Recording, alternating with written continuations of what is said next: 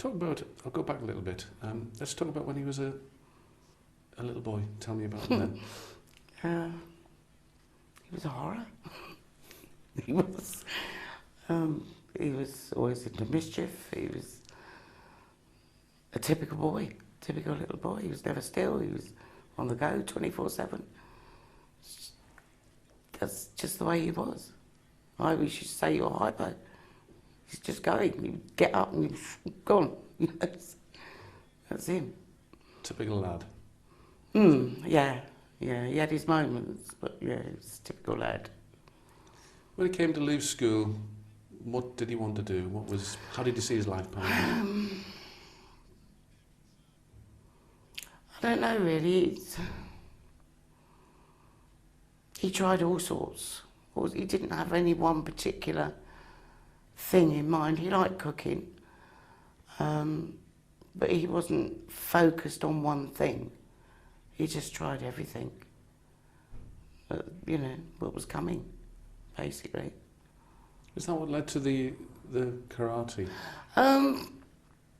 Yeah, he was in town one day in Slough and he was talking to someone and I think they were doing a display in Slough Town Centre of karate, the school, and the sensei happened to talk to Christopher and they just got chatting and he said, well, come along and see what you think about it.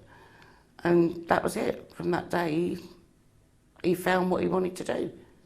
His karate, he loved it, he lived for it. And it provided him with a job as well as an instructor. Yeah.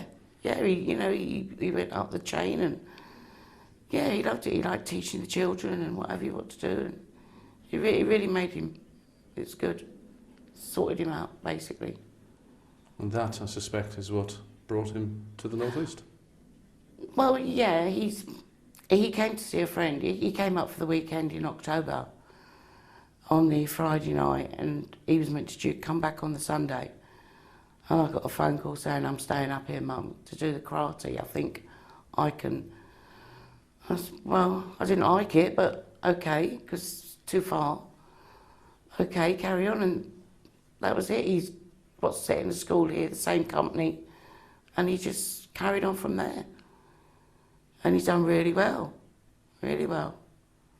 How did he find living in the North East? Hard. Cold. He was always saying how cold it was. But he finds it easy to mix in. He's a very likeable person. Very likeable. You either like him when you meet him or you don't bother with him. That's the way he was. He was very upfront, say what he thought. Do you know what I mean? You couldn't sort of stand back and say, oh, well, do I or don't I? It's either I do or I don't like him. And he was very outgoing and very friendly with everybody. Clearly very close to you still, even though he's a man, he's still very, very close to you. Oh yeah, it's my baby, my little boy, it's my youngest. He was my youngest, yeah.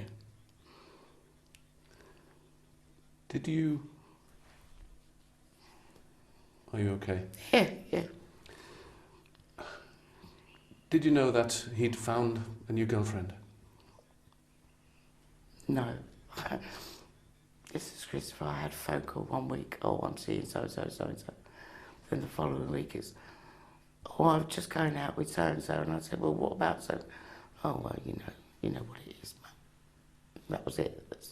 There was no one particular girlfriend. He just played the field, so to speak. He was a boy, a man. How often did he call? Not as often as I'd like, but at least I heard from him at least once every 2 weeks. If I was lucky, twice every 2 weeks. But if it was my way, I would have heard from him every day. But there you go, too busy doing his own thing.